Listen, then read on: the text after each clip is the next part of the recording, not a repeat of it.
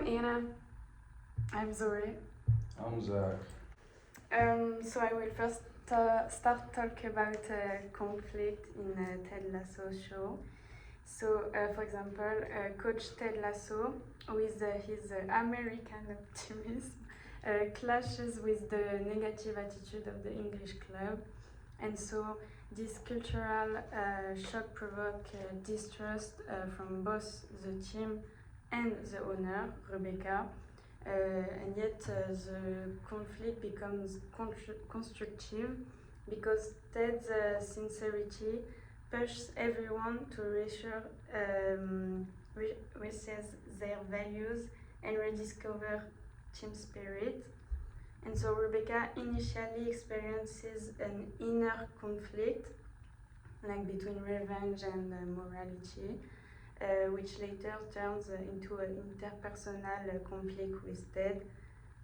But gradually, this opposition leads to her to evolve positively, illustrating the functional nature of disagreement.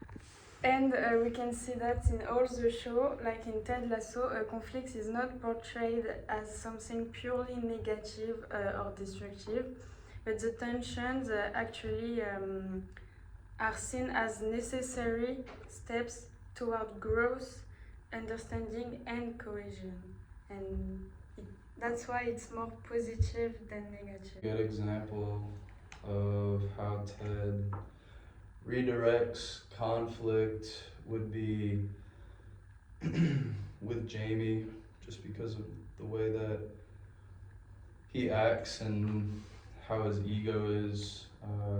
It has a negative effect on the team, but Ted tries to talk to Jamie and pitch ideas to him in a way where it's like he identifies that Jamie's attitude and ego is negative for the team and also motivates him to make a change and be better for the team. In Ted Lasso, Ted is treating Jamie like he's not a part of the team and he's more a part of a system. He's not like he's acting really bad towards the coach and he doesn't really know what to do about it, so he's not including him on anything. In the example where Ted calls Jamie into his office to talk about his ego and the negative effect that it has on the team, Ted uses his specific communication style to get through to Jamie. He even asks Jamie's girlfriend the best way to get through to Jamie, and he tries to talk to Jamie in a way that will not only benefit Jamie but benefit the whole team as a system, because of the negative effects that Jamie's attitude has on the rest of the team. Yes, I agree. And through Ted's leadership style, the conflict become more functional. Like they push individuals and the collective to question their assumption, redefine their goals, and rebuild their relationship. And misunderstanding and resistance, instead of being avoided, are transformed into tools for learning and adaptation of the team. I think the reason why Ted acts the way he acts and brings the energy that he does is because he believes that one person's negative energy can destroy the entire system. So by him making individual impacts with each player, it's if he does that with every player overall, there will be a systematic change for the better. Yeah, I agree. I feel like Ted's very uncomfortable going into a new environment where he doesn't feel very welcomed and he wants to get the team on his side. So the scene where he threw the birthday party for that one player, he just wants to unite all of his players and get them all like him. Yeah, I think that also Ted's communication style makes him a little bit naive to maybe what other people are thinking or feeling. For example, like the pictures that Rebecca had taken of Ted and Jamie's girlfriend, I think Keely is her name, right? Something like that. You know, to sabotage Ted and the team, like Ted doesn't really recognize that, and it's not only the picture, it goes deeper than that, but Ted doesn't really recognize it just because he's almost gullible to the fact that like everybody is like he sees the good in everybody, even though like the bad is so oblivious, he just kind of ignores it and tries to see the good, which ultimately is the best solution for people like Rebecca that are trying to sabotage or bring negative energy to the team. I also think that Ted's communication with each individual, he tries to turn any conflict into growth by, there's so many examples just the random fans that call him a wanker and maybe the players that just don't respect him. His first thought or action is not to attack the person back or be negative back, but almost as like a, hey, it's all right, and follows it up by with something positive kind of approach. I really just think it's because Ted just wants the best out of people and is just a happy guy. Mm-hmm.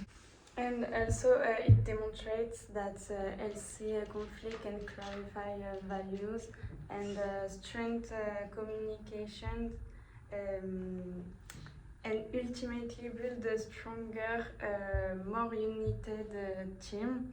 And so, by confronting differences openly and respectfully, the characters begin to replace cynicism with collaboration and see vulnerability as the source of strength and not weakness.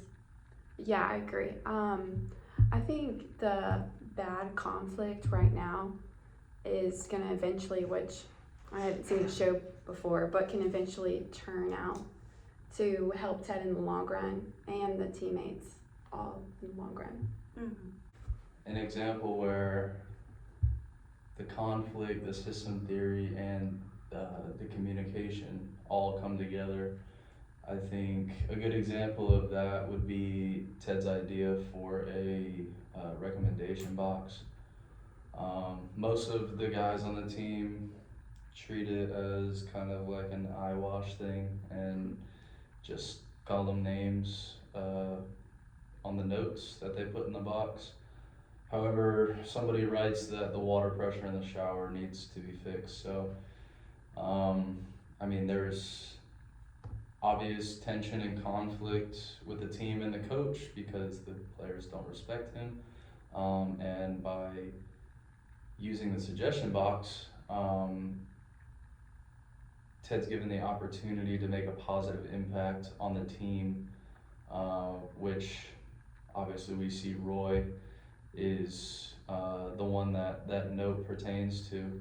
And as the show continues, we see that Ted kind of won Roy over with making that change, and now we come to another conflict where Jamie and some of the guys are messing with Nate, and because Ted has earned some respect from Roy, who could be seen as like a major influence within the system that is the team.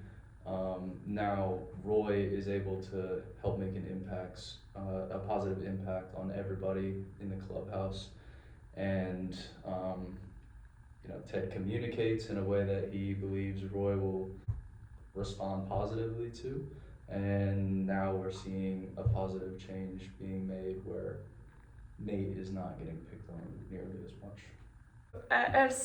Jamie is a selfish player, and the team often plays around him. And Nate IG for a new play involves more team members and utilize their strength to increase the team versatility. I agree that all the players are really revolved around Jamie because he's one of the star players, and if he's the one that's acting out, then everyone else is kind of going to try to follow him and do what he does. And so in order for their team to succeed, they really need to get away from that.